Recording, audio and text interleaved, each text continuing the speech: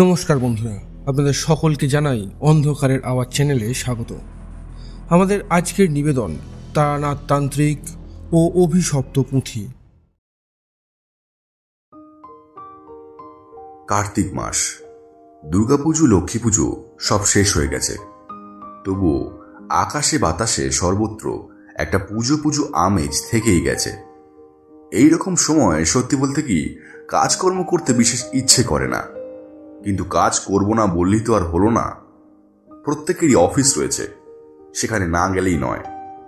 তবুও মাঝে মধ্যে খুব ইচ্ছে করে জ্যোতিষবিদ্যা বিনোদ তারানাথ চক্রবর্তীর বাড়ি যাই, সেখানে কিছু গল্প শুনি। তাতে আর কিছু হোক বা না হোক মনটা বেশ ভালো হয়ে যায়। একদিন রাস্তায় কিশোরীর সঙ্গে দেখা হতে সেই কথাই বলছিলাম। দেখলাম তারও একই মনোভাব। ঠিক হলো সামনে রবিবারে আমরা দুজনে বিকালবেলায় মঠ লেনে তারানাথের বাড়ি যাব। আসলে কিশোরী তারানাথকে যতই মুখে বলুক যে সে তার গল্প বলাগুলোকে একেবারে সত্যি বলে মনে করে না, কিন্তু মাঝে মাঝে খেয়াল করে দেখেছি তারানাথের বলা কিছু গল্প কিশোরীকে সত্যি ভাবায়। তবে এই কথা স্বীকার করতেই হবে যে তারানাথের বলা গল্পগুলো সত্যি হোক কিংবা গাঁজাখড়ি, সেগুলো শুনতে কিন্তু বেশ ভালোই লাগে। যাই হোক, কথা মতো রবিবার বিকেলে আমি মঠ লেনে পৌঁছে যখন দেখলাম কিশোরী এখনো উপস্থিত হয়নি, তখন ভাবলাম মোড়ের মাথার দোকান থেকে কিছু বেগুনি কিনলে মন্দ হয় না। আসলে মাসটা কার্তিক হলে কি হবে, এখনো মাঝে মধ্যে বৃষ্টি হচ্ছে, আর এই রকম আবহাওয়ায় গরম গরম চায়ের সাথে তেল দিয়ে মাখা মুড়ি আর বেগুনির স্বাদই আলাদা।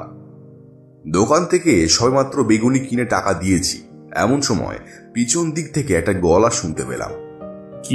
কি কিনছো আজ, সিঙ্গারা না কচুরি?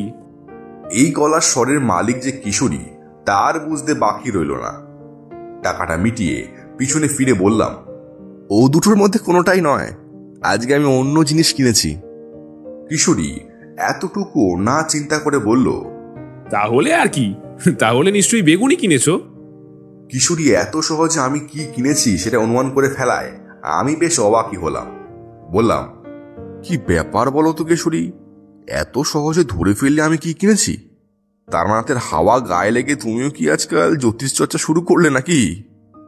আমার বলা কথায় কিশোরী হেসে ফেলল, বলল, আরে না না, কি যে সব তুমি বলো। এই সামান্য কথাটুকু অনুমান করার জন্য জ্যোতিষ চর্চা শেখার কোনো দরকার নেই। তোমাকে যে চেনে সেই বলে দেবে তুমি যখন এই দোকান থেকে কচুরি বা সিঙ্গারা কোনোটাই কেনোনি, তখন নিশ্চয়ই বেগুনি কিনেছো। আর এখন যেরকম বৃষ্টি হচ্ছে, তাতে মুড়ি দিয়ে বেগুনি যে জমে যাবে তাতে কোনো সন্দেহ নেই। শুধু তুমি কেন, আজকে তোমার বদলে আমায় যদি এই দোকান থেকে কেউ কিছু কিনতে বলতো, বা আমি নিজে যদি কিনতাম, তাহলে আমিও বেগুনিই কিনতাম। তারানাথের বাড়িতে পৌঁছে দেখি সে একটা কাগজ বার করে চোখের কাছে তুলে ধরে সেখান থেকে কিছু একটা পড়ার চেষ্টা করছে। কাগজটা দেখেই বোঝা যাচ্ছে সেটা অনেক পুরনো, হলদে হয়ে আসা একটা কাগজ। পাশে চারি বসে আছে। আমি বেশ অবাকই হলাম। প্রথমত, অত পুরনো একটা কাগজ থেকে তারানাথ এখন কি পড়তে পারে সেটা বুঝতে পারলাম না। আর দ্বিতীয়ত, চা জল খাবার দিতে আসা ছাড়া চারি সাধারণত ঘরে আসে না বললেই চলে, বা আমিও অন্তত তাকে দেখিনি। কিশোরীর মুখের দিকে তাকিয়ে বুঝতে পারলাম আমার মতো সেও যথেষ্ট অবাক হয়েছে। আমাদের দুজনকে ঘরে ঢুকতে দেখে চারি উঠে দাঁড়ালো, বলল, তোমরা একটু বসো, আমি এক্ষুনি চা করে নিয়ে আসছি। তারপর আমার হাত থেকে বেগুনির ঠোঙাটা নিয়ে ভিতরে চলে গেল। কিন্তু তারানাথের মধ্যে কোনো হেলদোল দেখতে পেলাম না। সে যেরকম নিজের চোখের কাছে হলদে হয়ে আসা পুরনো কাগজটা মেলে ধরে কিছু একটা পড়ার চেষ্টা করছিল, তেমনই করতে লাগলো। ব্যাপারটা দেখে আমি আর কিশোরী দুজনেই খুবই অবাক হলাম। কিশোরী তো বলেই ফেলল, ঠাকুর মশাই, ও ঠাকুর মশাই, বলছি ওটা কি পড়ছেন বলুন তো, খুব দরকারি কিছু নাকি? কিশোরীর কথায় তারানাথ একবার চোখ তুলে তাকালেন, তারপর আবার ওই কাগজটা থেকে কিছু পড়বার চেষ্টা করতে লাগলেন। তবে বেশিক্ষণ না, পর মুহূর্তেই কাগজ থেকে আবার চোখ সরিয়ে নিয়ে কাগজটা ভাঁজ করে পাশে রাখলেন। কিশোরী আবার বলল, ওটা কি পড়ছিলেন ঠাকুর মশাই, কোনো দরকারি কিছু? দেখে তো মনে হচ্ছে বেশ পুরনো কাগজ, হলদে হয়ে এসছে। কিশোরীর কথায় তারানাথ একটু যেন অন্য মানুষকে হয়েই বলল, হ্যাঁ, দরকারি কিছুই বটে, অনেক দিনের পুরনো এটা, তুমি ঠিকই বলেছ। তাহলে দরকারি ছিল বলুন, এখন আর নেই। ছিল শব্দটার উপরে জোর দিয়ে কথা কটি বলায় কিশোরীর উপর তারানাথ যেন একটু বিরক্তই হলো। বলল, পুরনো হয়ে যাওয়া জিনিস মানেই যে সেটা আর দরকারি নয়, সেটা তোমায় কে বলল কিশোরী? যেমন ধরো কোনো মানুষের জন্মকুষ্ঠি, সেই মানুষটি জন্মাবার কিছু মাস বা কিছু বছরের মধ্যেই তৈরি করা হয়, পণ্ডিত মানুষেরা তা বানান। তার মানে কি সেই মানুষটির বয়সের সাথে সাথে তার জন্মকুষ্ঠির প্রয়োজনীয়তা কমে আসে? কিংবা ধরো কোনো জমির দলিল, জমি যত পুরনো হয় তার মালিকের কাছে তার দলিলের গুরুত্ব কি ততই কমে আসে? তুমি তো এখনকার দিনের লেখাপড়া জানা, আপিসে কাজকর্ম করা চালাক চতুর ছেলে, তোমার কি মনে হয় এই যে দুটো উদাহরণ আমি তোমায় দিলাম, এখান থেকে তুমি কি বুঝলে? পুরনো হলেই কাগজ অদরকারি হয়ে পড়ে, তার কদর কমে যায়। তারানাথের কথায় যুক্তি আছে বলতেই হবে। কিশোরী একটু আমতা আমতা করে বলার চেষ্টা করলো, না মানে ঠাকুরমশাই, আমি ঠিক ওইভাবে বলতে চাইনি। ওই কাগজটা তো আর জমির দলিল নিশ্চয়ই নয় না। তবে হ্যাঁ, জন্মকুষ্ঠি হতে পারে, সেক্ষেত্রে এটা নিশ্চয়ই কোনো দরকারি কাগজই হবে। কিশোরীর কথায় তারানাথ বলল, না, এটা কোনো মানুষের জন্মকুষ্ঠি নয়, তবে বেশ দরকারি একটা কাগজ। তারানাথের কাছে জন্মকুষ্ঠি ছাড়া অন্য কি দরকারি কাগজ থাকতে পারে তা আমি বুঝতে পারলাম না। তারানাথকে আমি যতটুকু চিনি তাতে আমি জানি যে জ্যোতিষবিদ্যা এবং তন্ত্রচর্চায় পারদর্শী হলেও বিষয় আশয়ে তার কোনোদিনও খুব একটা ছিল না। সুতরাং তার কাছে কোনো বাড়ি বা জমির দলিল থাকাটা খুব একটা স্বাভাবিক বিষয় নয়। তাছাড়া এই কাগজটি এতটাই পাতলা যে মনে হয় না এটি কোনো বিষয় আশয়ের সংক্রান্ত দলিল হতে পারে। তাহলে কি কোনো পুরনো চিঠি? কৌতূহল দমন করতে না পেরে আমি তারানাথকে সে কথায় জিজ্ঞাসা করেই ফেললাম, তাহলে কি ঠাকুরমশাই এটা কোনো পুরনো চিঠি? এইবার তারানাথের চোখ মুখ আগের থেকে যেন কিছুটা উজ্জ্বল হয়েছে। সে বলল, হ্যাঁ, ঠিকই ধরেছ, এটা একটা চিঠি বটে, অনেক পুরনো চিঠি, তবে আমার লেখা নয়। অন্যের লেখা চিঠি? ঠাকুরমশাই, অন্যের লেখা চিঠি নিয়ে আপনি কি করছেন? আমার কৌতূহলের কথাটাই যেন কিশোরীর মুখ দিয়ে বেরিয়ে গেল। ভাবছ তো অন্যের লেখা চিঠি আমার কাছে কেন? আছে আছে, তার একটা কারণ অবশ্য আছে। আসলে এটা আমি কলকাতায় নয়, অন্য একটা জায়গায় খুঁজে পেয়েছিলাম, তারপর এটা আমার কাছেই রেখে দিই, তারও কারণ আছে। তারানাথের কথা শুনে আমি আর কিশোরী দুজনের মুখের দিকে তাকালাম। এটা বুঝতে কোনো অসুবিধাই হলো না যে কিশোরীও আমার মতোই একই কথা ভাবছে যে যাক, এখন তাহলে তারানাথের মুখ থেকে একটা গল্প শোনা যেতে পারে। কি ভাবছ? বর্ষাকাল না হয়েও বাইরে যখন আকাশ কালো করে বৃষ্টি পড়ছে, তখন একটা গল্প শুনলে মন্দ হয় না, তাই তো? তা তোমরা যখন চাইছো তখন শোনো তাহলে। তবে যাকে তোমরা গল্প বলো সে কিন্তু তা নয়। তোমরা বিশ্বাস করো বা না করো সে তোমাদের ব্যাপার, কিন্তু আসলে এটা কোনো মন গড়া গল্প নয়, এটা একটা সত্যি অভিজ্ঞতা। ইতিমধ্যেই 4-3 কাপ ধোঁয়া ওঠা লাল চা আর 3টে পাত্রে তেল দিয়ে মাখা মুড়ি আর বেগুনি নিয়ে চলে এসেছে। তাকে দেখে তারানাথ বলল, যা তোমা, এই কাগজটা ভেতরে নিয়ে গিয়ে রাখ, তবে সাবধান, কাগজটা খুলে দেখিস না, আমি পরে বলে দেব এটা নিয়ে কি করতে হবে। বাধ্য মেয়ের মতো চারি কাগজটা হাতে নিতে যাবে এমন সময় কিশোরী বলে উঠল, আচ্ছা, তার আগে একবার কিন্তু আমাদের ওটা দেখতে দিতে হবে ঠাকুরমশাই। ওটা কিসের চিঠি? কি লেখা আছে ওতে? কিন্তু তারানাথ কিশোরীর কথায় কোনো রকমের গুরুত্ব না দিয়েই বলল, কাগজটা ভেতরে নিয়ে যা, কিন্তু সাবধান, ওটা খুলে পড়ার চেষ্টা করিস না, তাহলে বিপদ হবে। চারি চিঠিটা নিয়ে ভিতরে চলে যেতেই কিশোরী কেমন যেন একটা নিষ্ফল আক্রোশে বলল, চারি না হয় ছোট মেয়ে, ওর বয়স কম, তাই জন্য আপনি ওকে পড়তে দিলেন না, সে না হয় ঠিক আছে, কিন্তু আমাদেরকে তো একবার চিঠিটা পড়তে দিলেই পারতেন। কি এমন এত দরকারি চিঠি, সেটা না হয় একবার আমরা পড়েই দেখতাম। তাছাড়া একটা সামান্য চিঠি পড়ে দেখলে আর কি বা বিপদ হতে পারে। কিশোরী এমন উচ্চ গ্রামে উত্তেজিত হয়ে কথাগুলো বলল যে আমারই কেমন যেন অস্বস্তি হলো। বললাম, কিশোরী, ঠাকুরমশাই যখন চাইছেন না তখন নিশ্চয়ই তার কোনো কারণ আছে। ঠাকুরমশাই, আপনি কিছু মনে করবেন না, জানেনই তো ও এরকমই। আপনি বরং গল্পটা মানে আপনার অভিজ্ঞতার কথাটা আমাদের বলুন। তারানাথ বলতে শুরু করলো। আমি যখনকার কথা বলছি তখন আজ থেকে ধরো প্রায় 40 বছর আগের কথা। তখন আমার বয়স অনেক কম আর শরীরের শক্তিও অনেক বেশি। সে সময় মাইলের পর মাইল হাঁটতে পারতুম। এমনও হয়েছে দিনের পর দিন অজানা পথে হেঁটেই চলেছি, কখনো কোনো অসুবিধা হয়নি। সেসব দিনকালই ছিল আলাদা। এখন সেসব পুরনো দিনের কথা মনে পড়লে সত্যি বলতে কি কষ্টই হয়। তা সে যাই হোক, এরকমই একবার অনির্দিষ্টের পথে হাঁটতে হাঁটতে একটা গ্রামে এসে পৌঁছলাম। একটা নাম না জানা ছোট নদীর তীরে একটা ছোট গ্রাম। আমি হাঁটা পথেই গ্রামে ঘুরে বেড়াতে লাগলাম। দেখে বুঝতে পারলাম এই গ্রামের অধিকাংশ মানুষেরই জীবিকা কৃষি।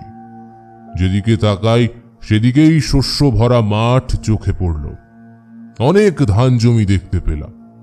ধান তখনও পাকেনি। সবুজ গাছের ওপর দিয়ে বাতাস বয়ে চলেছে, ঠিক যেন ঢেউ খেলে যাচ্ছে।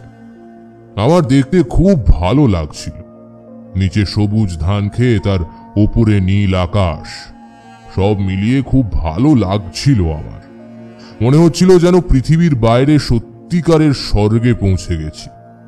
কিন্তু হায়, কে জানতো এত সুন্দর প্রকৃতির মাঝেও এখানকার মানুষের জন্য কি দুঃস্বপ্ন অপেক্ষা করে আছে।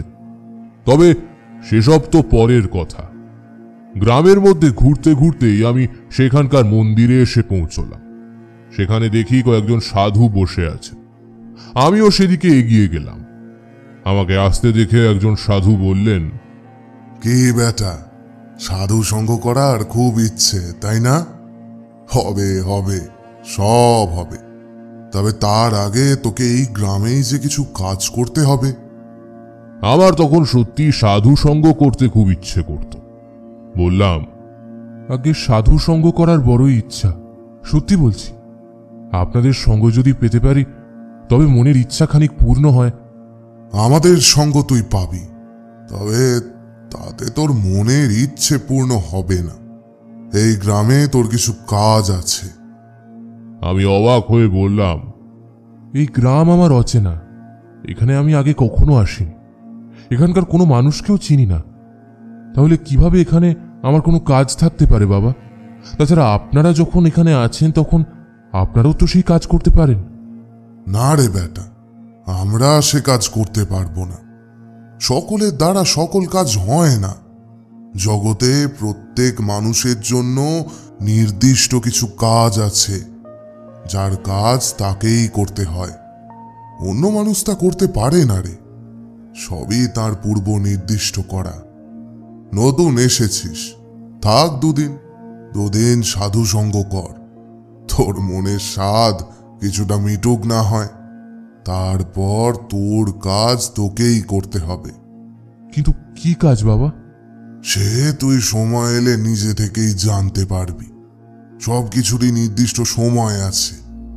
সময়ের আগে সবকিছু জেনে ফেলতে নেই রে বেটা। সাধুর কথায় তখন আমি খুব অবাক, কিন্তু এখন বুঝি অল্প কথায় কত দামি কথাই না তিনি সেদিন বলে দিয়েছিলেন। আমি তাদের সাথে সেই মন্দিরেই থাকতে লাগলাম।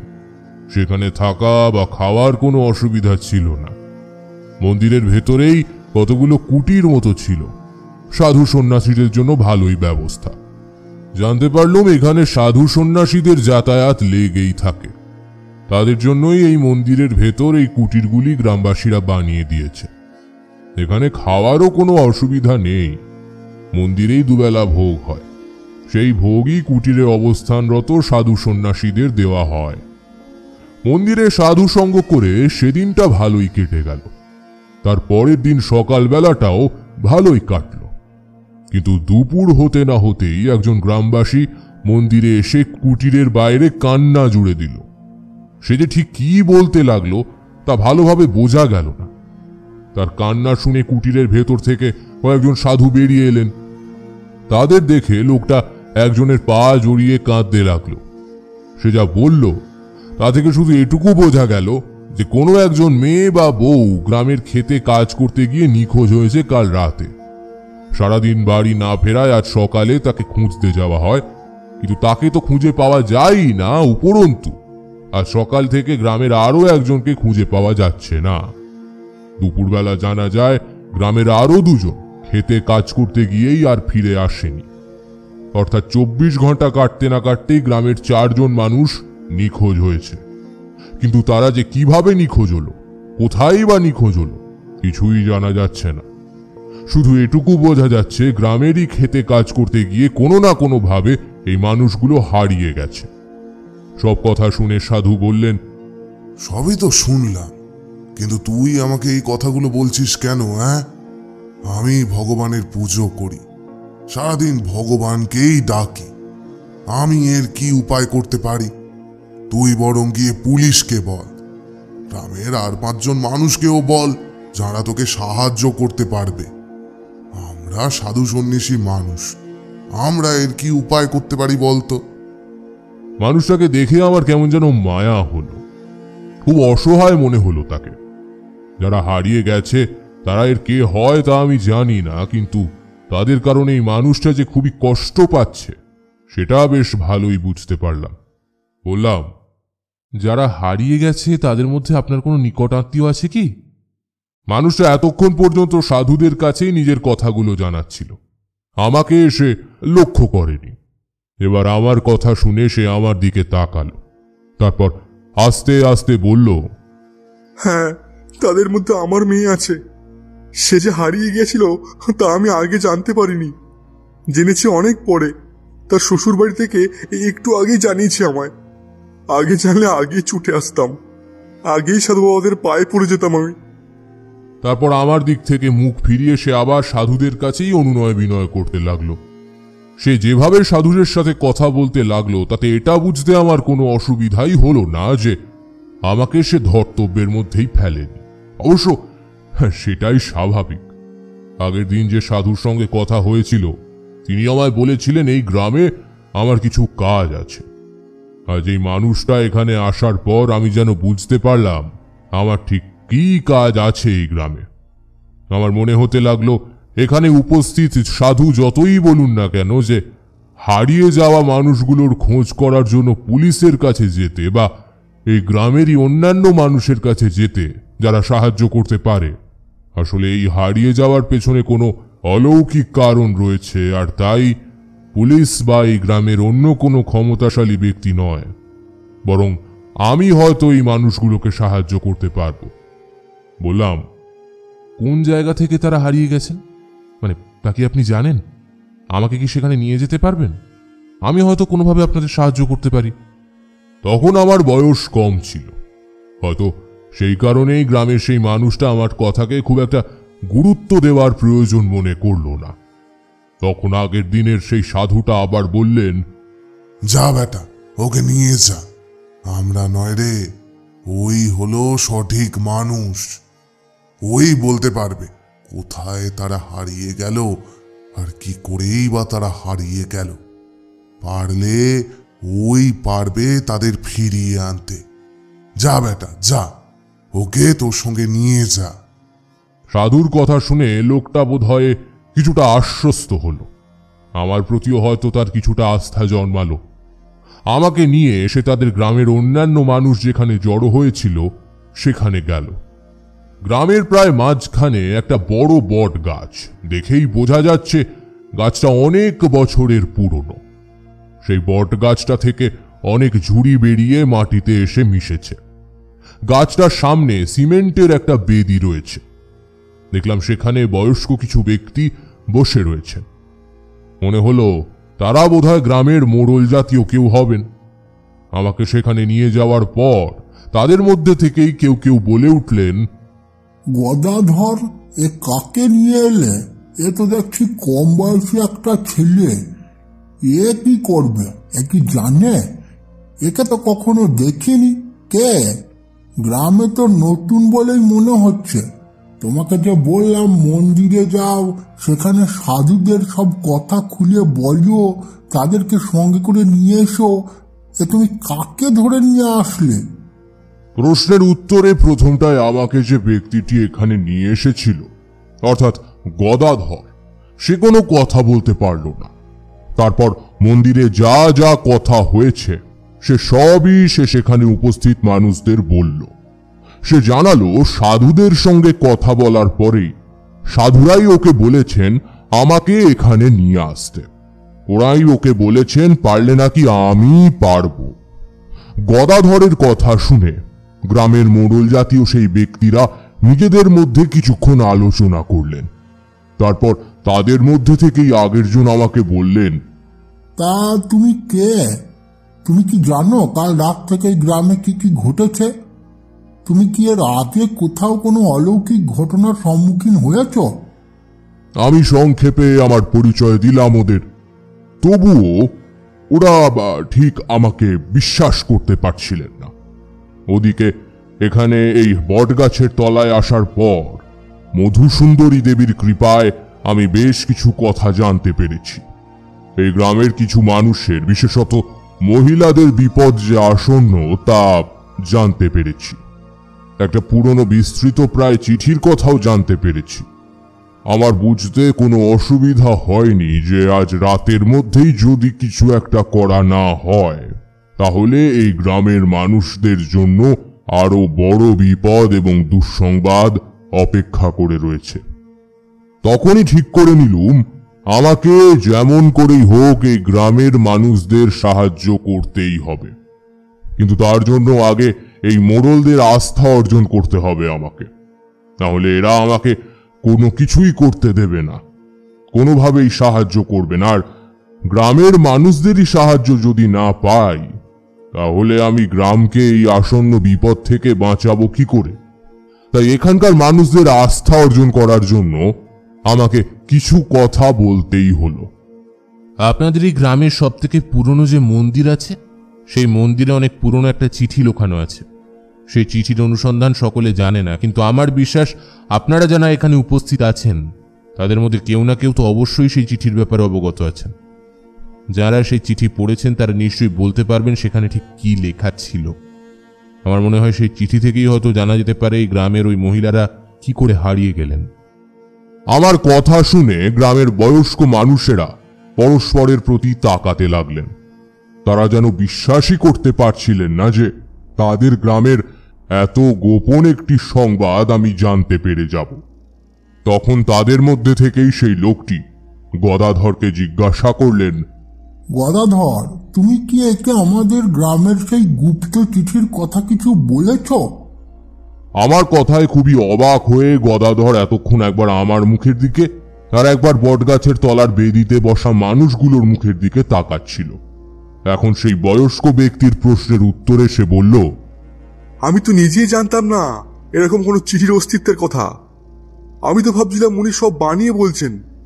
এখন আপনার কথা শুনে বুঝতে পারছি বানিয়ে নয়, এইরকম চিঠি সত্যি আমাদের গ্রামে কোথাও আছে। আমি নিজেই যে চিঠির কথা জানি না তার কথা আমি অন্য মানুষকে কেমন করে বলবো? গদাধরের কথা শুনে সেই বয়স্ক ব্যক্তি বললেন, তোমার বাবা তো এই গ্রামের একজন জ্ঞানী মানুষ ছিলেন, তার মুখে তুমি কি কখনোই সেই চিঠির কথা শোনোনি? আমরা ভেবেছিলাম তিনি হয়তো মারা যাওয়ার আগে তোমাকে সবই বলে গিয়েছেন।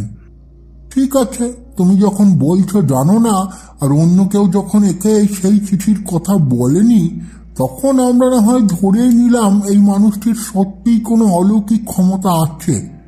ঠিক আছে, আজকে তাহলে একে সুযোগ দিয়েই দেখা যাক। বলা তো যায় না, আমরা আরো বড় কোনো ক্ষতির হাত থেকে হয়তো রক্ষা পেয়ে যাব।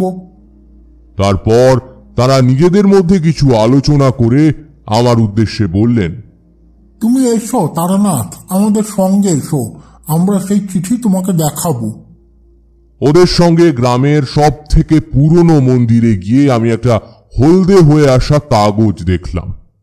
বুঝতে পারলাম এই হলো সেই চিঠি যার কথা মধুসুন্দরী দেবী আমাকে জানিয়েছেন।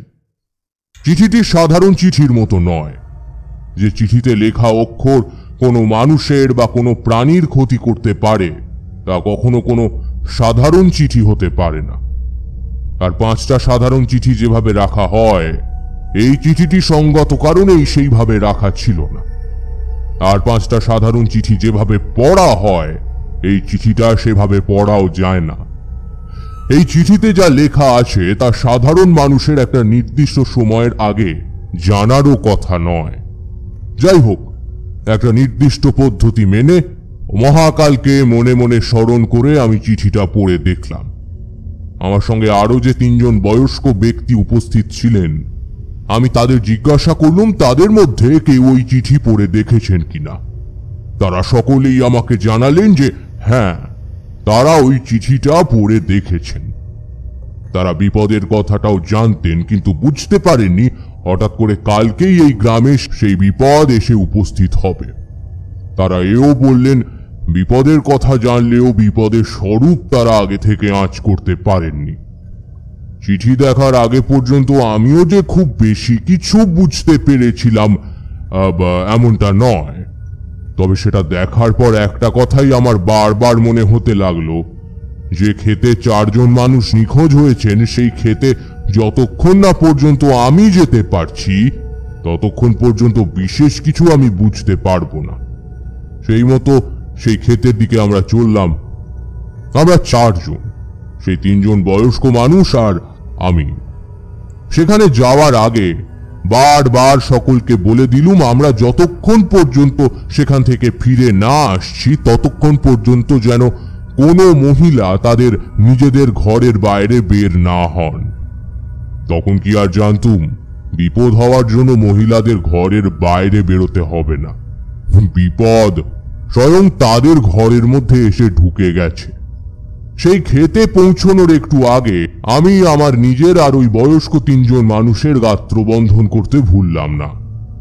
একটু এগোতেই বুঝতে পারলাম এই ক্ষেতে বা এর চারপাশে কোথাও কোনো অশুভ আত্মার উপস্থিতি প্রকট হয়ে উঠেছে। সুন্দর ধান ক্ষেতের মধ্যে দিয়ে আমরা চলেছি। হঠাৎ একটা জায়গায় দেখলাম কোনো শস্য ফলেনি। চারপাশে এমন সুন্দর শস্যপূর্ণ ক্ষেতের মাঝে এই জায়গাটা বড়ই বিস্মদৃশ্য লাগলো আমার চোখে। অশুভ শক্তির উপস্থিতি আরো বেশি করে অনুভব করতে পারলাম। আমার সঙ্গে উপস্থিত মানুষদের জিজ্ঞাসা করতে তারা বললেন তারা নিজেরা অনেক দিন হলো এই ক্ষেতের ভেতরে আসেন না, বয়সজনিত কারণেই আসেন না, তবে এই জায়গাটিতে যে কোনো শস্য ফলেনি এমন কথা তারা কিছুদিনের মধ্যে শোনেননি। হতে পারে যারা এখানে আসে তাদের এদিকটায় লক্ষ্য পড়েনি, অথবা এমনটাও হতে পারে যে তারা এই কথাটা তাদেরকে জানানোর প্রয়োজন মনে করেনি। তাদের থেকে কোনো সদুত্তর না পেয়ে আমি নিজেই জায়গাটা পরীক্ষা করতে লাগলাম। ঠিক এই জায়গায় মাটি খুঁড়লে কোনো মৃতদেহ বা কোনো দেহাবশেষ পাওয়া যেতে পারে। সে কথা ওদের জানাতে ওরা প্রথমটায় রাজি না হলেও পরে ওরা আমার কথায় রাজি হয়ে গেলেন। চারপাশে একটু খোঁজাখুঁজি করলাম। আমার এমন ভরসা ছিল না যে হারিয়ে যাওয়া 4 জন মানুষকে আমি এখানে খুঁজে পাব। আমার আগেই গ্রামের অন্য মানুষেরা এখানে এসে অনেক খোঁজ করে গিয়েছেন। তারা যখন পাননি তখন আমি যে খুঁজে পাবো এমন ভরসা আমার ছিল না। তবুও অল্প সময়ের মধ্যে যতটুকু খোঁজা যায় বুঝলাম। বলাই বাহুল্য, সেখানে হারিয়ে যাওয়া মেয়ে বা বউদের মধ্যে কাউকেই আমরা খুঁজে পেলাম না। এরপর আবার আমরা 4 জনেই গ্রামে ফিরে এলাম। ফেরার পথে দেখি গদাধর আর আরো বেশ কয়েকজন মানুষ উত্তেজিত হয়ে এদিকেই আসছে। আমার প্রশ্নের উত্তরে তারা যা বলল তা প্রথমে শুনে ভালো মনে হলেও একটু পরেই বুঝতে পারলাম আসল খবর ভালো কিছু নয়। যারা হারিয়ে গিয়েছিল বলে আমরা মনে করেছিলাম তারা আসলে হারিয়ে যায়নি। তারা সকলে নদীর পাড়ে গিয়েছিল জল তুলতে। আমাদের খোঁজায় কোনো ফাঁক থেকে গেছিল, তাই আমরা তাদের খুঁজে পাইনি। আর তাছাড়া তারা যে ক্ষেত থেকে নদীর পাড়ে যেতে পারে এমনটা আগে ভাবিনি। তাই ওদিকটা ভালো করে খুঁজেও দেখা হয়নি। এখন যখন তারা সকলেই ফিরে এসেছে তখন আর চিন্তা নেই। পুরো চিঠি বা ওসব কিছুই নয়, সবকিছুই ঠিকঠাক আছে, কোনো বিপদ হয়নি। আমরা শুধু শুধুই ভেবে মরছিলাম, সব ঠিকঠাক আছে। গদাধরের কথায় আমার সঙ্গী 3 জন বয়স্ক মানুষ খুশি হলেও আমার খুবই দুশ্চিন্তা হতে লাগলো। বারবার মনে হতে লাগলো কোথাও কোনো একটা গন্ডগোল আছে, না হলে মধুসুন্দরী দেবী তো আমাকে শুধু শুধু বিপদের আশঙ্কার কথা জানাবেন না, শুধু শুধু এই খেতে আসার ইঙ্গিতও আমাকে দেবেন না। তাছাড়া শস্য ক্ষেতের মাঝে অমন ফাঁকা জায়গাই বা থাকবে কেন? আমি গদাধরকে জিজ্ঞাসা করলাম, এই ধান ক্ষেতের মাঝে হঠাৎ কিছুটা জায়গা দেখলাম কোনো শস্য ফলেনি, এমনটা কেন বলতে পারো? আমার কথায় গদাধর কেমন অবাক চোখে আমার দিকে তাকিয়ে বলল, সে আবার কেমন কথা? এমন তো শুনিনি, দেখিও নি। কই, কেউ দেখেছে বলেও তো শুনিনি। আপনি ভুল দেখেননি তো? এবার গদাধরের কথার উত্তর দিলেন আমার সঙ্গী একজন বয়স্ক লোক। তিনি জানালেন, আমি যা বলছি তা সম্পূর্ণ সত্য। আমরা 4 জনেই একই জিনিস দেখেছি। এই ধান ক্ষেতের মধ্যে সত্যিই এমন একটা জায়গা আছে যেখানে কোনো ধান গাছ নেই, কোনো আগাছাও নেই, জায়গাটা সম্পূর্ণ ফাঁকা। চলুন তো দেখি কোথায় সেই জায়গাটা। গদাধর তার সঙ্গে আসা গ্রামের মানুষগুলোকে সঙ্গে নিয়ে আমরা আবার যে পথে এসেছিলাম সেই পথে ফিরে যেতে লাগলাম। কিন্তু ওই নির্দিষ্ট জায়গায় এসে আবার আমাদের অবাক হওয়ার পালা। কোথায় কি? পুরো জায়গাতেই তো শুধু ধান গাছ আর ধান গাছ। আমরা এই কিছুক্ষণ আগেই যেরকম দেখে গেছিলাম, কয়েক মিনিটের মধ্যেই তা যেন সম্পূর্ণ পরিবর্তিত হয়ে গেছে। দেখেছেন তো? আমি বলেছিলাম আপনারা ভুল দেখেছেন। এখন দেখলেন তো সত্যি তাই। চলুন চলুন, এখানে আর দেখার কিচ্ছু নেই, চলুন ফিরে যাওয়া যাক। গদাধরের কথা শেষ হতে না হতেই তার সঙ্গে আসা গ্রামেরই আরেকজন মানুষ বলে উঠল, না রে গদা, আমার মনে হয় কিছু একটা গন্ডগোল আছে। তোর মনে নেই আমার বউ ফিরে এসে কি বলল ক্ষেতের মাঝে নাকি একটা জায়গা কেমন ফাঁকা হয়ে গেছে, এই ধান আছে তো এই নেই। আমি ভাবলাম এখন ধান গাছগুলো আছে, আবার কিছুদিন পরে ধান গাছ কেটে নিলে ওই জায়গাটা ফাঁকা হয়ে যাবে। বউ বোধহয় সেই কথাই বলছে, কিন্তু এখন ব্যাপারটা তো কেমন অন্যরকম লাগছে। গদাধর কিছু একটা বলতে যাচ্ছিল, কিন্তু এই সময় একটা অদ্ভুত ঘটনা ঘটল। মনে হলো আমরা যেখানে দাঁড়িয়ে আছি সেখানকার মাটিটা কেমন যেন কেঁপে উঠল। মনে হলো কেউ যেন একটা অদ্ভুত সুর করে কিছু একটা বলছে, বলা ভালো কারোর নাম ধরে ডাকছে। আমার মনে পড়ে গেল এখানে আমরা যতজন উপস্থিত আছি তাদের মধ্যে শুধুমাত্র 4 জনের গাত্রবন্ধন করা হয়েছে, বাকিরা সম্পূর্ণ অসুরক্ষিত। এই সময় বাতাসের মধ্যে সেই অশুভ গন্ধটা আবার পেলাম। আস্তে আস্তে বাতাস ভারী হয়ে উঠছে। সেই ভারী বাতাস চারপাশ থেকে আমাদের সকলকে বেঁধে ফেলতে চাইছে। এই অনুভূতি যে আমার একার হলো তা নয়। আমি এখানে উপস্থিত সকলের মুখের দিকে তাকিয়ে একটা ভয়ের চিহ্ন দেখতে পেলাম। বুঝলাম আমি একা নই, এরাও আমারই মতো শঙ্কিত। সেই 3 জন বয়স্ক মানুষের মধ্যে সেই পুরনো জন বলল, তোমরা শুনতে পাচ্ছ? একটা নাম ধরে কেউ যেন ডাকছে। কাকে ডাকছে সেটা কি তোমরা কেউ বুঝতে পারছো? আমাদের মধ্যে কারোর নাম ধরে কি সে ডাকছে? আমরা সকলেই কান পেতে ভালো করে শুনতে লাগলাম, কিন্তু আমাদের নাম ধরে কেউ ডাকছে বলে মনে হলো না। আস্তে আস্তে একটা পুরুষ কণ্ঠের আওয়াজকে আমরা শুনতে পেলাম। কে যেন খুব ধীরে ধীরে সত্যি কারোর নাম ধরে ডাকছে। মানুষ তার ভালোবাসার মানুষকে যেমন করে ডাকে যেন ঠিক তেমনই ডাক। ধীর স্বরে, কোমল স্বরে একজন পুরুষ কাউকে ডাকছে। প্রথমটায় সে কি বলছে তা আমরা ভালো করে বুঝতে পারলাম না। তারপর আস্তে আস্তে সেই ডাক জোর হতে লাগলো। তখন বুঝতে পারলাম সেই স্বর কি বলছে। আসলে সে এক নারীর নাম ধরে ডাকছে, একটাই নাম বারবার ভেসে আসছে। বাঁদিক থেকে, ডান দিক থেকে, সামনে দিক থেকে, পেছন দিক থেকে, ওপর থেকে, নিচে থেকে, ওপর সামনাসামনি, পাশাপাশি, ওপর নিচ, কোনাকুনি, সে একটাই নাম বারবার ভেসে আসছে 10 দিক থেকে। মনে হচ্ছে আমাদের চারপাশে যে বাতাস বইছে সেই বাতাসে যেন সেই একটাই নাম খোদাই করা আছে। সে খুব ধীরে বইছে সেই ভারী বাতাস, আর আমরা সকলেই সেই নাম শুনতে পাচ্ছি। সুধা, সুধা, আমার প্রাণ সুধা, সুধা। হঠাৎ চোখ গেল গদাধরের দিকে। মনে হলো তার ঠোঁট নড়ছে, সে যেন কিছু একটা বলতে চাইছে, কিন্তু কিছুতেই বলতে পারছে না। তার গলার স্বর বদ্ধ হয়ে গেছে, আওয়াজ বেরোচ্ছে না তার গলা দিয়ে। চোখ গেল গদাধরের সাথে আসা আরেকজন অপেক্ষাকৃত কম বয়সী গ্রামবাসীর দিকে। দেখলাম তারও ঠোঁট নড়ছে, সেও আপ্রাণ চেষ্টা করছে কিছু একটা বলার, কিন্তু বলতে পারছে না। তার চোখ দুটো ঠেলে বেরিয়ে আসতে চাইছে, তার মুখ বিকৃত হয়ে যাচ্ছে, তার ঠোঁটের পাশ দিয়ে সাদা ফেনার মতো গ্যাঁজলা বেরোচ্ছে। গদাধরের সাথে আসা আরো 2জন গ্রামবাসী বুকে হাত চাপা দিয়ে আস্তে আস্তে সেখানেই বসে পড়ছে। তাদের দেখে বোঝা যাচ্ছে তাদের শরীরে একটা কোনো ভীষণ কষ্ট হচ্ছে, কিন্তু তারা কেউ সেটা বলতে পারছে না। তারা কেউই রেহাই পাচ্ছে না কোনো একটা সাংঘাতিক শারীরিক কষ্ট থেকে। এদিকে আমাদের ঘিরে রেখেছে সেই ভারী বাতাস। সেই বাতাস সমানে আরো ভারী হচ্ছে।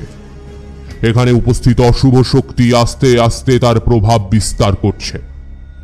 এখন আরো স্পষ্টভাবে শোনা যাচ্ছে সেই ডাক, সেই নাম ছড়িয়ে যাচ্ছে ডান দিক থেকে বাঁ দিক, নিচ থেকে ওপরে, সামনে থেকে পেছনে, ওপর থেকে নিচে, পাশাপাশি, কোনাকুনি। শুধু একটাই নাম, শুধু একটাই ডাক, সুধা, সুধা, সুধা, আমার প্রাণ সুধা, সুধা। আমি বুঝতে পারলাম এই অশুভ শক্তির কারণে তারা ক্রমশ অসুস্থ হয়ে পড়ছে। একবার ফিরে তাকালুম আমার সঙ্গে আসা 3 জন বয়স্ক মানুষের দিকে। না, তারা ভালোই আছেন, কোনো শারীরিক অসুবিধার মধ্যে অন্তত তাদের পড়তে হচ্ছে না। বুঝলাম গাত্রবন্ধন থাকার ফলেই এই অশুভ শক্তি তাদের কোনো ক্ষতি করতে পারেনি। এদিকে সেই ডাক ক্রমশ তীব্র থেকে তীব্রতর হচ্ছে। এখন যেন আমাদের প্রত্যেকের কানের কাছে জোরে জোরে কেউ বলে যাচ্ছে, সুধা, সুধা, সুধা, আমার প্রাণ সুধা, সুধা। হঠাৎ সেই ডাক ছাপিয়ে আমি আমার কানের কাছে যেন অন্য একটা ডাক শুনতে পেলাম। কে যেন অতি ধীর স্বরে আমার কানে কানে বলছে, বেটা, তোর ঝোলাটা দেখ, সেখানে মায়ের প্রসাদী ফুল আছে। ওই ফুলটা বার করে ছুঁয়ে দে সকলের কপালে। তাড়াতাড়ি কর বেটা, তোর এখনো অনেক কাজ বাকি। এই কণ্ঠস্বরটা চিনতে আমার ভুল হল না। ইনি তো সেই সাধু কাল যার সঙ্গে মন্দিরে আমার প্রথম কথা হয়েছিল। আমার ঝোলাটা আমার কাঁধেই ছিল। তার ভেতরে হাত দিতেই বুঝতে পারলাম সেখানেই সত্যি একটা ফুল রয়েছে। আমার বুঝতে বাকি রইল না সেই সাধুই কোনো এক অবসরে আমার এই ঝোলার মধ্যে মন্দির থেকে মায়ের প্রসাদী ফুল এনে ঢুকিয়ে রেখেছিলেন। আমি সেই ফুল আমার নিজের হাতে নিতেই কোথা থেকে যেন একটা গর্জন শুনতে পেলাম। মনে হতে লাগলো কোথাও যেন বিশাল ঝড় উঠেছে। আমার চারপাশে ঘূর্ণাবর্তের মতো একটা বাতাস আমাকে ঘিরে ফেলল। আমার চারপাশে শোঁ শোঁ শব্দে বয়ে যেতে লাগলো। একই সঙ্গে সেই সুধা সুধা ডাক আরো তীব্র হতে লাগলো। সুধা, সুধা, সুধা। গদাধর এবং আরো অন্যান্য গ্রামবাসীদের অবস্থা আরো শোচনীয় হয়ে উঠেছে। এমন সময় ঝড়ে সেই শোঁ শোঁ শব্দ অতিক্রম করে আবার শুনতে পেলাম সেই সাধুর কণ্ঠস্বর।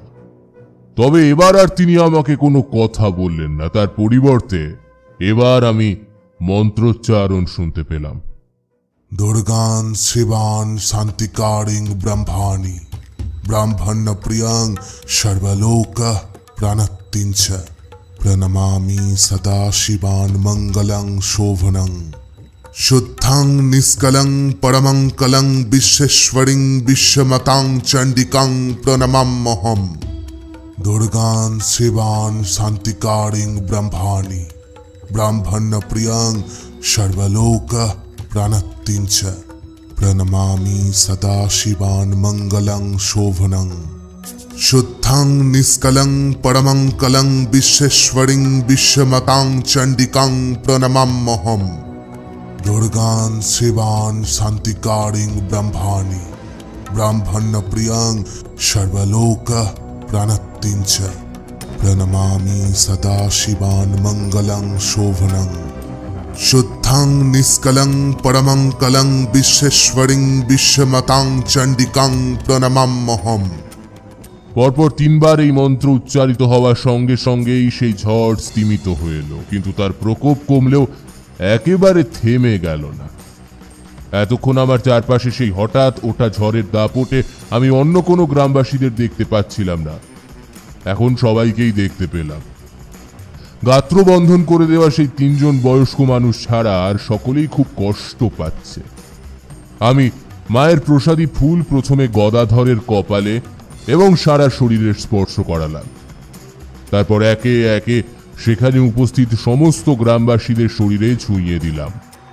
সেই সঙ্গে স্মরণ করলাম মাকে। দুর্গাং শিবাং শান্তিকরিং ব্রহ্মাণি ব্রহ্মণ্য প্রিয়াং সর্বলোক প্রণীতিঞ্চ প্রণমামি সদা শিবা মঙ্গলাং শোভনাং শুদ্ধং নিষ্কলাং পরমাং কলাং বিশ্বেশ্বরিং বিশ্বমাতাং চণ্ডিকাং প্রণমাম্যহম। আমার সঙ্গে সঙ্গে সেই সাধুর কণ্ঠস্বর শুনতে পেলাম। একবারের জন্য তিনি মন্ত্রোচ্চারণ থামাননি, তবে আস্তে আস্তে তার কণ্ঠস্বরের তীব্রতা কমে আসছিল। সেই সঙ্গে আমাদের চারপাশে সেই ঝড়েরও তীব্রতা কমতে কমতে একসময় সেটা পুরোপুরি থেমে গেল। তারপর আমাদের চারপাশে থাকা সেই ভারী বাতাসও কেটে যেতে লাগলো। একসময় সেই ভারী বাতাসের আর কোনো অস্তিত্বই অনুভব করতে পারলাম না। আমি আমার সঙ্গে থাকা সব গ্রামবাসীদের দিকে তাকালাম। তাদের দেখে এখন আগের থেকে অনেকটাই সুস্থ বলে মনে হচ্ছে। সকলেই মাটির ওপরে বসে পড়েছে, সকলেই হাঁপাচ্ছে, মুখটা হাঁ করে শ্বাস নিচ্ছে, যেন কি একটা সাংঘাতিক ঝড় বয়ে গেছে তাদের সকলের ওপর দিয়ে। এদিকে সেই মন্ত্রোচ্চারণ এখনো আর প্রায় শোনাই যাচ্ছে না। আমি এখন আর সেই সাধুর কণ্ঠস্বর শুনতে পাচ্ছি না। গ্রামবাসীদের সকলের কপালে আরও একবার মায়ের সেই প্রসাদী ফুল স্পর্শ করি আমি সাধু বাবার সন্ধান করলাম। সাধু বাবা, আপনি কি শুনতে পাচ্ছেন আমার কথা? আপনি কি আছেন এখানে? কোনো উত্তর এলো না। আমি এবার ডাকতে লাগলাম, সাধু বাবা, সাধু বাবা। কিন্তু বেশ কয়েকবার ডাকার পরেও যখন কোনো উত্তর পেলাম না, তখন ঠিক করলাম এই থেকে ক্ষেত থেকে বেরিয়ে মন্দিরে গিয়ে তার খোঁজ করব। সেই ক্ষেতেই আরো কিছুক্ষণ অপেক্ষা করার পর আস্তে আস্তে গ্রামবাসীরা সুস্থ হয়ে উঠতে লাগলো। সকলকে নিতে বেরিয়ে গেলাম ক্ষেতের বাইরে। আমরা গ্রামের রাস্তা ধরলাম, কিন্তু তখনও জানি না গ্রামে আমাদের জন্য ঠিক কি অপেক্ষা করে আছে। ক্ষেত থেকে বেরিয়ে আসার পর গ্রামের রাস্তায় উঠে প্রথম কথা বললাম আমি। তার আগে ওই দুঃস্বপ্নের মতো ঘটনা ঘটার পর থেকে এতক্ষণ পর্যন্ত কেউ কোনো কথা বলেনি। আমি আমার সঙ্গে থাকা মানুষদের জিজ্ঞাসা করলাম, এই গ্রামে সুধা বলে কি কেউ আছে এখন? এতক্ষণ সকলেই ধীর পায়ে হাঁটছিল। আমার প্রশ্ন শুনে সকলেরই চলা আরও ধীর হয়ে গেল। সকলেই ফিরে তাকালো গদাধর এবং আরও একটি কম বয়সী ছেলের দিকে।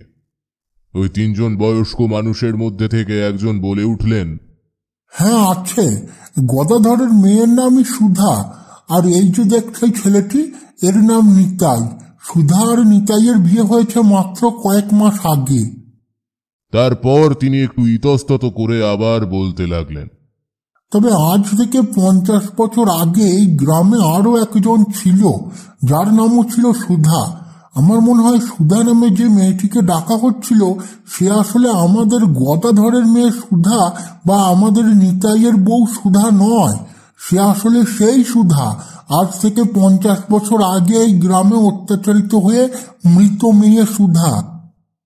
50 বছর, এই একটা শব্দ থেকেই আমি অনেক কিছু বুঝতে পারলাম। মধুসুন্দরী দেবী এই গ্রামে আসার পরেই আমাকে ঠিক কি বোঝাতে চেয়েছিলেন। বুঝতে পারলাম এই গ্রামের সব থেকে পুরনো মন্দিরে যে চিঠি রাখা আছে সেখানে ঠিক কি বলতে চাওয়া হয়েছে। চিঠির ব্যাপারটা বোধহয় আমার সঙ্গে থাকা গ্রামের 3 জন বয়স্ক মানুষও বুঝতে পেরেছিলেন, কারণ তাদের কৈশোরকালে বা যৌবনকালে সেই ঘটনার সাক্ষী থেকেছিলেন আর সেই চিঠিও পড়েছিলেন। এখন তাদের মধ্যে থেকেই একজন বললেন, ওই চিঠি তাহলে সত্যি হলো?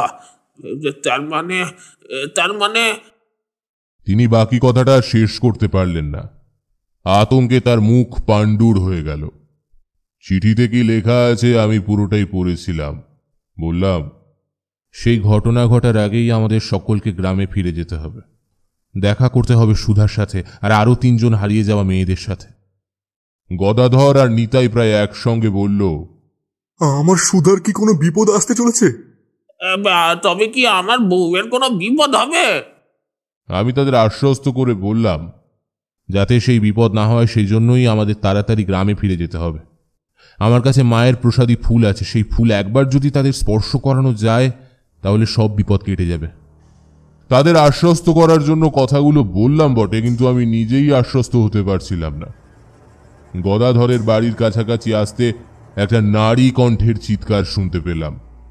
সুধা, দরজা খোলো, বাইরে বেরিয়ে এসো। তোমরা 4 জন কি করছো ঘরের ভেতর? সুধা, দরজা খোলো। এইরকম কথা কানে আসতে লাগলো। খুব সম্ভবত গদাধরের বাড়ির কোনো প্রতিবেশী মহিলা হবেন উনি। গদাধর আর নিতাই তাড়াতাড়ি ছুটে গেল সেই দিকে। বুঝলাম চিঠিতে লেখা কথাগুলো সত্যি হতে চলেছে। সেই ভয়ঙ্কর ঘটনার হাত থেকে যদি এই গ্রামের মানুষদের বাঁচাতে হয় তাহলে আমাকে এখনই কিছু একটা করতে হবে। আমি তাড়াতাড়ি গদাধরের বাড়ির দিকে ছুটে গেলাম। তার আগে যে 3 জন বয়স্ক মানুষ আমার সঙ্গে ক্ষেতের ভেতর গিয়েছিলেন তাদেরকে বলে গেলাম তারা যেন ওই জায়গা ফাঁকা করার কথা গ্রামবাসীদের বলেন। ওইখানে আমি ছাড়া আর কোনো গ্রামবাসী যেন উপস্থিত না থাকে। সেই মতো ওই বাড়ির চারপাশটা ফাঁকা হতেই আমি তাড়াতাড়ি ওই জায়গা ক্ষেত্রবন্ধন করে দিলাম।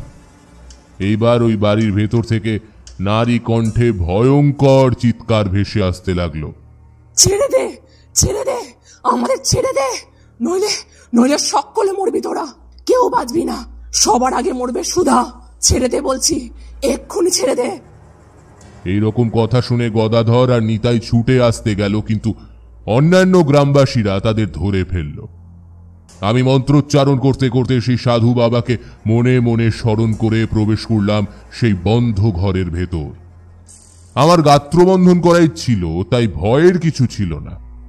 ভেতরে ঢুকে দেখি সেখানে 4 জন মহিলা জড়সড় হয়ে ঘরের মাঝখানে দাঁড়িয়ে রয়েছেন। তাদের মধ্যে থেকে একজন সমানে চিৎকার করছে আর তাদেরকে ছেড়ে দিতে বলছে।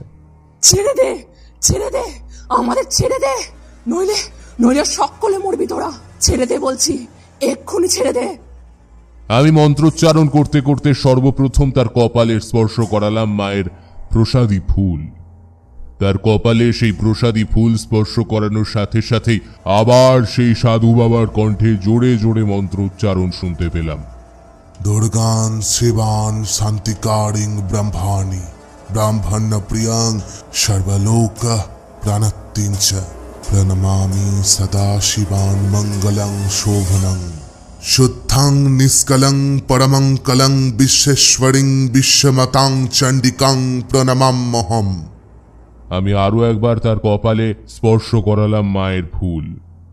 সঙ্গে সঙ্গে একটা প্রবল আর্তনাদ করে তার সারা শরীরে ঝাঁকুনি শুরু হল।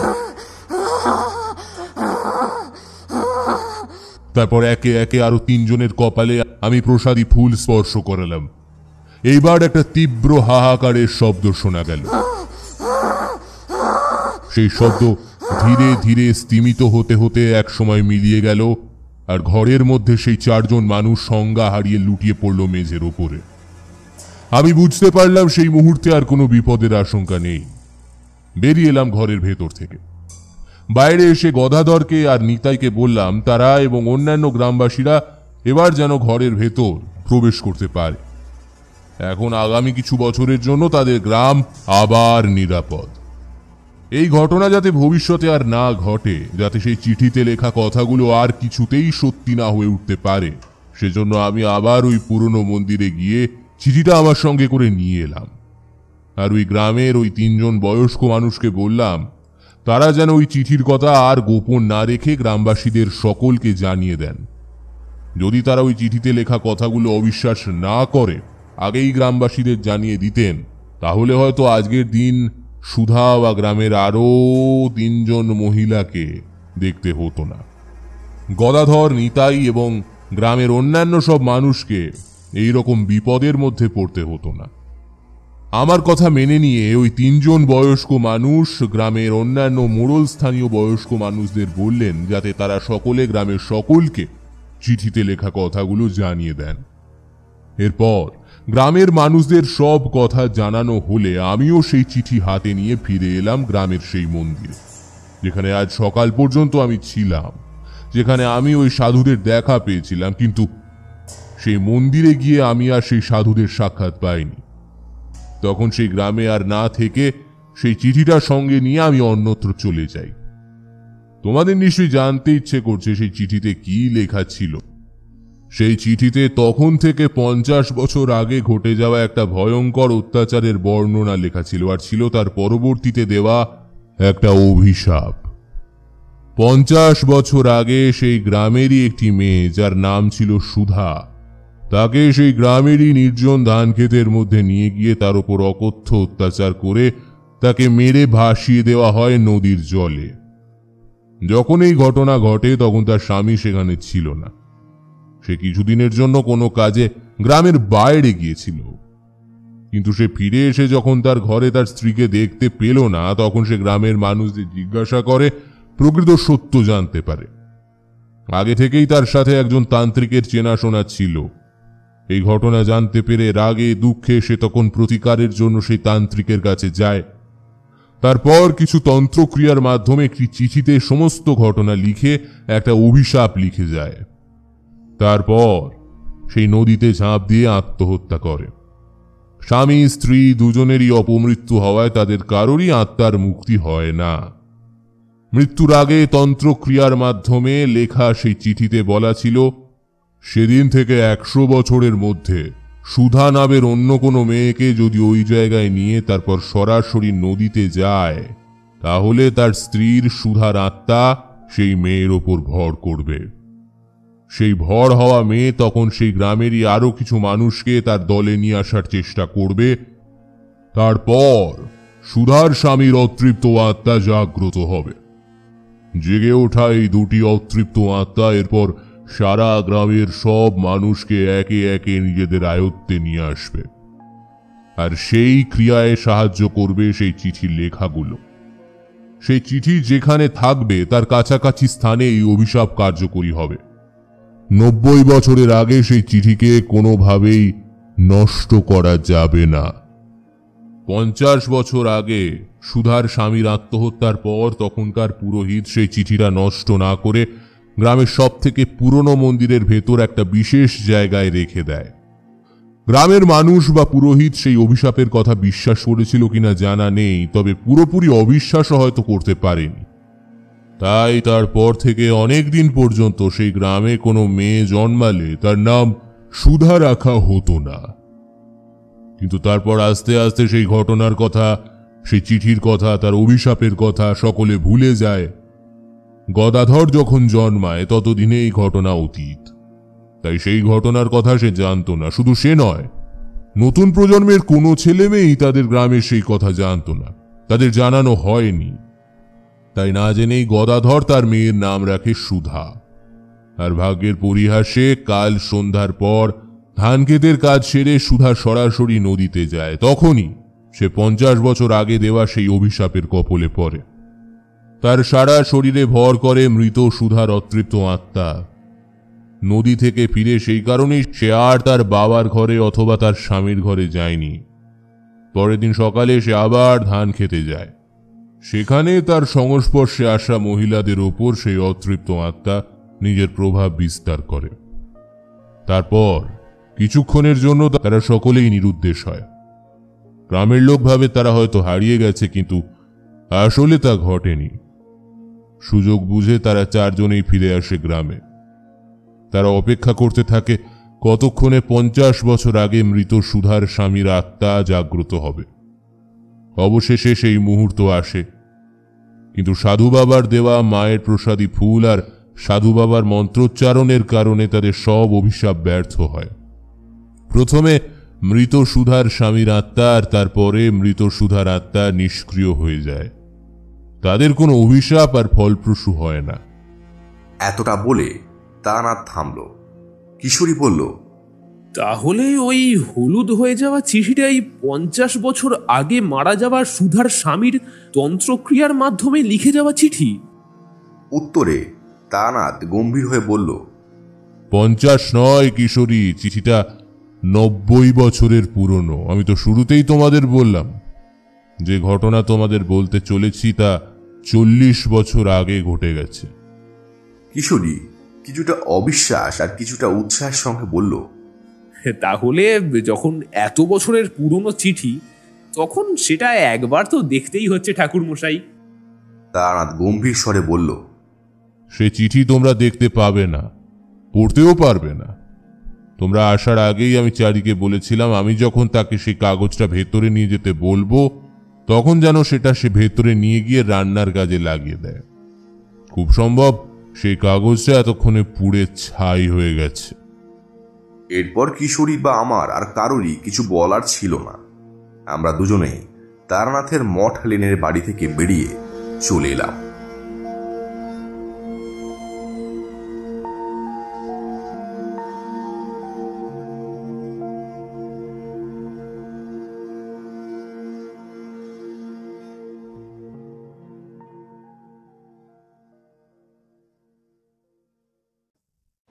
শুনছিলেন তারানাথ তান্ত্রিক ও অভিশপ্ত পুঁথি। গল্পটি কেমন লাগলো অবশ্যই আমাদের কমেন্টের মাধ্যমে জানান, এবং যদি ভালো লেগে থাকে তাহলে একটি লাইক করুন, এবং এই রকম আরও গল্প শুনতে সাবস্ক্রাইব করতে পারেন অন্ধকারের আওয়াজ। দেখা হবে পরবর্তী একটি ভিডিওতে। ততক্ষণের জন্য ভালো থাকুন, সুস্থ থাকুন।